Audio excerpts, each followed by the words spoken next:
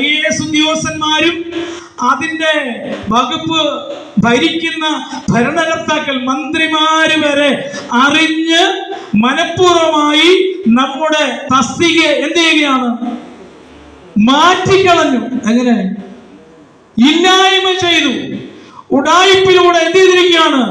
ഇല്ലായ്മ ചെയ്തിരിക്കുക. കാര്യം എന്താണ്? യവൻ ഇതിന്റെ പേരെങ്കിലും പറഞ്ഞ് ഒരു പ്രൊഫഷണൽ കോഴ്സിൽ എന്ത് ചെയ്യരുത്? അഡ്മിഷൻ എടുക്കരുത്. യവനൊരു ഡോക്ടർ ആവരുത്, ഒരു എഞ്ചിനീയർ ആവരുത്.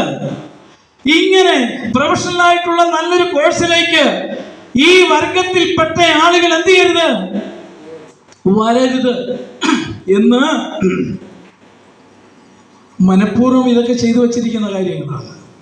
ഞാൻ എൻ്റെ മുമ്പിൽ സമയമില്ലല്ലോ, ഞാൻ മുന്നോട്ട് പോകുവാനായിട്ട് ആഗ്രഹിക്കുകയാണ്. എൻ്റെ പ്രിയപ്പെട്ടവരെ, ഈ സന്ദർഭത്തിൽ നമ്മൾ പ്രബുദ്ധരാകണം.